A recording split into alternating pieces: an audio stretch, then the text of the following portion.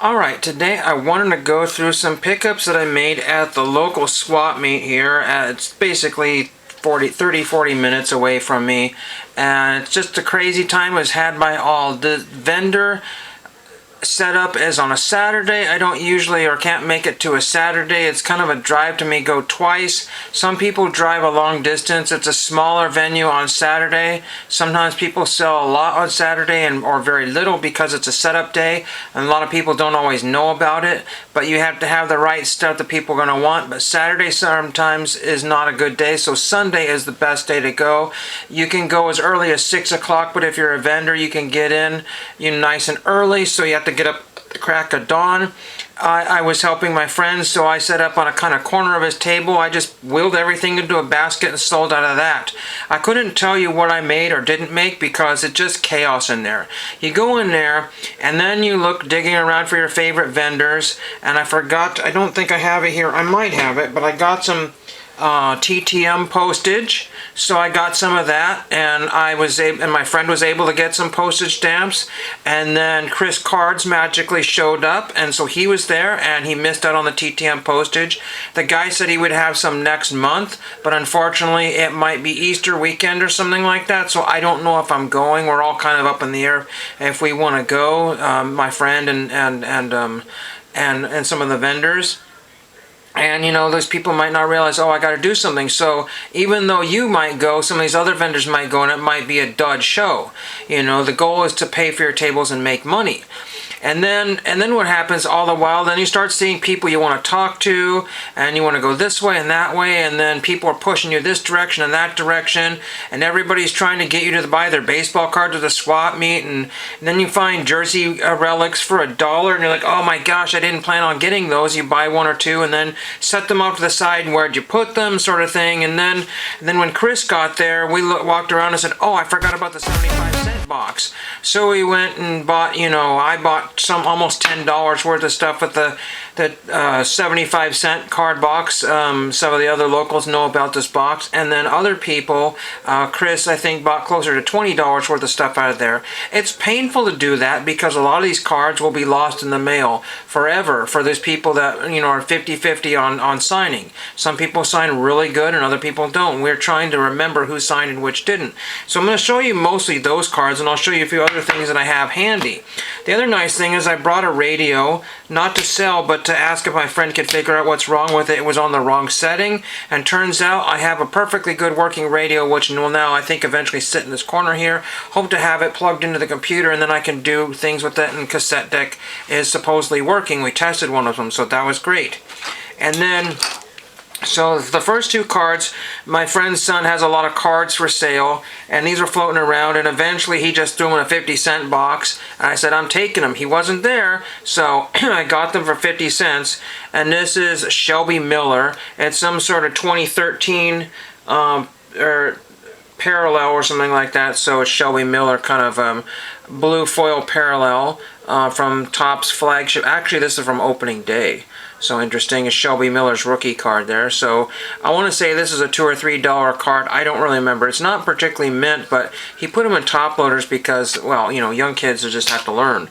And then I got a Jason Frazier, and this is numbered a little bit less, and I don't know what series. This is numbered to 99. Again, these are good for starting rainbows of like average players that nobody else probably looking for. So I've got the 35 out of 99. This could be $1 on COMC, or somebody could have not $50, but $5 on it.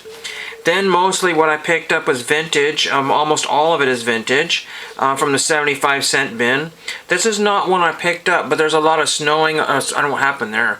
A lot of snowing on this Manny Sanguillen card, which I didn't know I had. There's a big honking crease in there, and I upgraded it for 75 cents. Again, I don't know how I got this one. This one got also glue on the back of it, so that has to go. That is gone. And so I accidentally upgraded a Manny Sanguillen. Again, when you put them in top loaders, you don't... Oh, shoot. It really fell out of there. Shoot. Well, that really slipped out of there. That's crazy. And sometimes we have to check minimum size and stuff like that. So I may have to actually ding the corner a little bit. But this Manny Sanguillen is a tad better. The borders are okay. Again, I'm not familiar with I'm just double checking. Okay, the borders look okay. Oh, and the Sanguine also had, I think, a pinhole on it. So the original one had a pinhole on it, so I've upgraded it.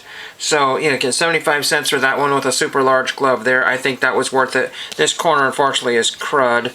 And a lot of times people put them in penny sleeves like that and damage them. So that one just slipped right out of there.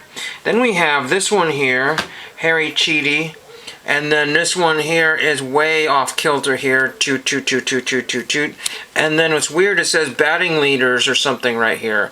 So the back is even more crazy off. I didn't realize that when I looked at it. We were trying to look at backs, but again, we lucked out, found an empty spot in the box, and then the random people just went, can I look at the cards here? And they wanted to go directly in the middle and start looking at. Some old lady said, I don't know, I'm looking for 1985 tops or something crazy.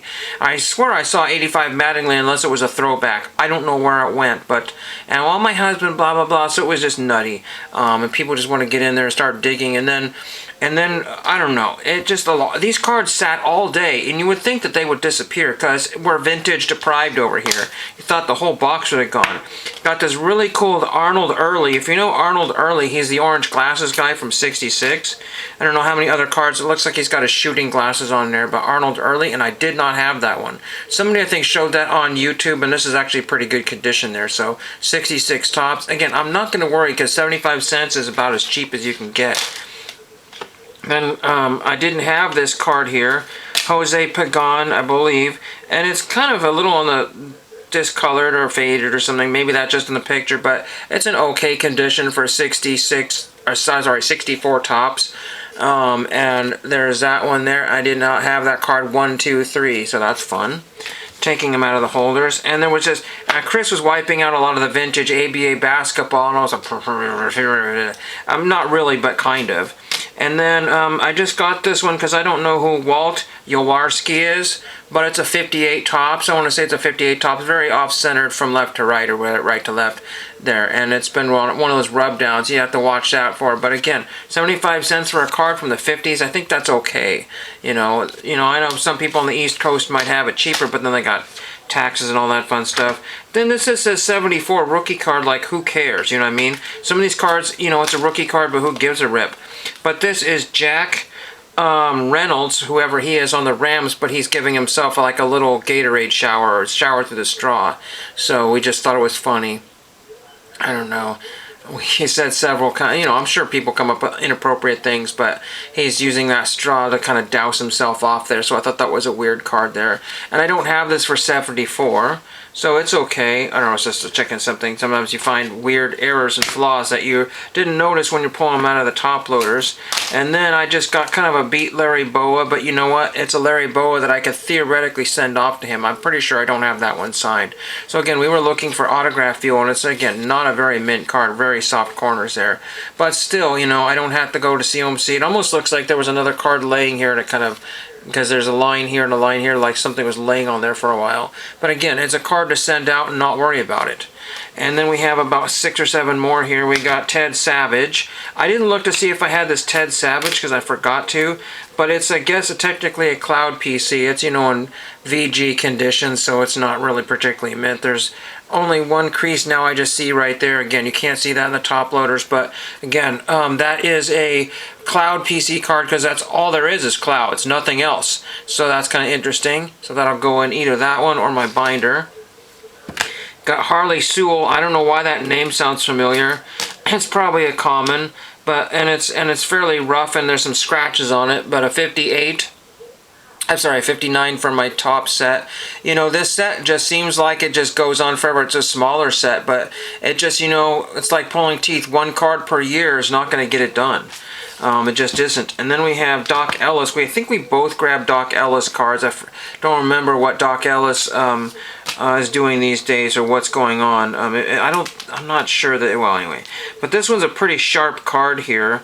A little ding or a little, a surface issue there, but a very well-centered Doc Ellis card. I know Dylan would be proud about that one. There's super well-centered Doc Ellis. So very, very happy. And the back is not particularly great there, but it is what it is. You know, you can't have it both ways. Number 575. It's not really a high number, but it's kind of, you know, 3rd series or 4th series. I don't really know. Then we got Bob Savias. and I didn't know who he was, but he's a Raiders in 67, I think. Again, I forgot this series here. I didn't realize there was a whammo crease there. Supposedly he autographs, but there's a big honking crease there. So if I had seen that there, I probably wouldn't have grabbed that. I just don't really like to get, oh, and there's another crease there. But again, if I'm going to send it out for autograph requests, who really gives a rip there? So it looks like he's playing on a farm there. It looks like a farm back there with some farm outbuildings. There are 2 more cards here, and I'll see if I can find anything else here. This card I just liked because it was well centered and good, you know, physical condition outside the top loader. You just don't have time to start grabbing things out of top loaders. It just, you know, when you have, you know, 4 or 5, 6 3-row boxes or whatever it happens to have been, and this one says 71, so this is probably like a 72 or something, 71, 72. I want to say that's Bob Dandridge. I don't know a lot about vintage basketball there, but that's cool. There was a Pacers card or something from this set, but it was more off-center. I didn't want that one, so I got that one there. And we just got a worthless, you know, probably could have got it cheaper on eBay if I buy from certain vendors here. I didn't realize there was 4 dings on it. I certainly wouldn't have gotten it, but it's Bill Heath. And again, I don't know Bill Heath, don't have any Bill Heaths, don't know, I don't think he's ever signing there. There's a ton of people in the background looking like maybe some sort of guard or like a security guard maybe back there, or an umpire. And this is card number 541. It's also got some toning here, unfortunate, because it was probably against some sort of non-acid free cardboard. And then a lot of these top loaders are really severely like cloudy, so that's no good. So I'll either give those to my friend Zachary, or I'll just throw them away. Let's see if I have anything in the bag here. There was some vintage clothing I picked up. Much of it probably won't fit me, but we'll see. We'll see. And I grabbed some DVDs because there was a bunch of people clearing out DVDs for $1. And a lot of people are just not biting. But again, you have to basically say, you know what, this is what I want to do. So you want to get out of that Goodwill, you know, frame of mind and say, this is cheaper than Goodwill. How many garage sales have you gone to and DVDs were $1 to $2? Never $0.25. Never. You know, so I don't know any of this stuff here, but I grabbed season 1 and 2 of the complete series of Mr. Show, and that guy was on Drew Carey. I can't think of his name right now. Not Craig, but Steve? No. Well, anyway, he was one of those guys there. Now, he was on Drew Carey, so it's probably very irreverent there, but David Cross and Bob Odenkirk, and I think, and then I came back and these were $0.25, so I got the second Mr. Show. Doesn't have a slipcover, but who cares? I don't know if those are out of print, but who cares? Again, $0.25 a piece. Then I got a fun one, Blockbuster, for the Blockbuster case. I've had those before. And Adaptation, whatever that is. So that was in there. But again, watching all these people go to the Blockbuster tribute store in Florida, it really gets people in the frame of mind that they should be buying Blockbuster stuff. And here was a Blockbuster exclusive movie of 1408. So don't know anything about that one. It's John Cusack and Samuel L. Jackson. Looks pretty creepy. And there's an exclusive bonus footage must see. The 2 bone-chilling alternate endings. I probably will never get around to watching that because it's probably really icky. But it's just kind of a Blockbuster exclusive, kind of cool. People were not really buying DVDs. So, you know, if people had them for $0.25 and they weren't buying them, then why were they going to buy yours for $1 to $2? They just weren't. You know, people are just very, very, you know, budget conscious. I had, you know, over-the-top VCR tape, probably worth a little bit of money. Over-the-top cassette, you know, audio cassette, and I sold those for $1 each, and some guy was really happy. But I had lots of people looking, oh wow, it's really cool, and they walked off. They were only $1. Nutty. And then we have, let's see what else we have here. I'll just show you a couple of these weird shirts here. Again, anything vintage shirt of any kind, any vintage 80s, 70s, 60s, 70s, 80s, 90s, early 2000s clothing is like looking for a needle in a haystack. You ain't going to find it, and you're going to find people asking stupid money for these things. And they're all going to be youth sizes. So again, $1 a piece, I will be happy with this if it's stained, ruined, damaged. You know, I have nephews and stuff that might be interested in those things if they don't fit me. So I got this one here. I don't know, PYSA, that's Portland Youth Soccer Association District Select 1985. So that's a vintage shirt from 1985. That's kind of cool. You know, always make sure that this is not super icky there, but oops, get that one out of the way again. And if again, it's only $1. And then I got this one here, kind of beat. And again, they're all school shirts mostly, but this is from the 80s or 70s, you know, on some sort of, you know, velvet sheen tag, large. Stevenson Lions. I think that's Stevenson, Washington. I don't really know, but I just think it's a fun shirt there. I think that's kind of cool. I might wear that once or twice, kind of wash that up or whatever. See how that goes. A couple other ones here. This one is very 70s. Yeah, very 70s. No tag whatsoever, and it's gone. But who cares? I mean, if there's a tag in here somewhere. Benson Tech. That's cool. It's an old Benson Tech shirt. It's got a wide collar there, so you never know. I could squeeze into that. I doubt it. But very, very awesome graphics on there. Super, super 70s. Very, very cool there. Again, a really cool looking shirt there. Couldn't leave that, you know, for other people to grab, so that's really cool. Again, this stuff doesn't have a ton of value, but Goodwill basically says you ain't getting squat. And you don't, unless they miss something, but you know, they basically take everything away, so everybody is following the one or two people that have good stuff in their cart. And then one more shirt here, you never know. Camp Collins. It's a dinky little shirt there. It's probably a small. But, you know, I just was helping out this guy because he's, you know, relatively young yet. There's a small. And again, that might be cool for, you know, one of my nephews that would fit that. That's a really cool looking shirt with the pinstripes there. And, you know, people just love vintage clothes, and sometimes they hold up pretty well. Shirt I have on is vintage. Unfortunately, it's one of those red and white shirts that, you know, how do you wash it? The red bleeds into and just makes a mess. What a junky thing. And then I got these cards for free. There was a ton of free stuff, and I got these for free, the Packard's cards. And you know what? I don't care if they're complete, because you know what I use them for. You know, this doesn't look like a complete deck here. It probably isn't. But, you know, I use them for dividers and spacers in my binders and stuff like that. So they all get repurposed, and they all get recycled once they've been used once or twice. You know, and then so, you know, there's billions of cards out there. People's like, you're just wasting a deck of cards. I might be wasting a deck of cards, but, you know, this was doing nothing. People aren't buying it, and it was free, and no one would take it for free. So that's ridiculous. There were a ton of free tables at the end of the day. And then I got a partial sheet of these 10-cent stamps here, so, you know, and they were half price. A little damaged on the bottom, but I will use those for TTMs, and I always need 10-centers. And then I got a complete sheet of these here, which is a shame to, you know, tear the sheet apart, but there's no, they got wet and there's no gum on it. And again, all the postage stamps disappeared. And I should have gotten to that box earlier, and I probably would have. I don't think I had enough money to buy all of them, but I needed money to do some other things. And then last thing, I got these for $1 and gave one of these to Chris Card, spoiler alert. And one guy said, oh man, where'd you get those? I said, I got them over here. And so a guy bought some more of them, and he was really happy. But I got Governor Tom McCall, Keep Oregon, Oregon. And this is definitely from the 70s, if not the very early 80s. But yeah, Tom McCall, more than likely 70s. And then Ron Paul, President 2012. I don't know if I'm going to throw that on my car or if I'm going to do something else with it. I don't know. We'll figure that out. I know a guy who was a big Ron Paul fan. He's since passed away. And then this one's cool. President Ford, 76. So that'll go in. I plan to have, see, unfortunately, these things are peeling and coming apart. So this is barely worth $1, but I got them all for $1. So this one here will go in a collection, which I'm putting together. And some of the stickers are just getting damaged, you know, because they don't last forever.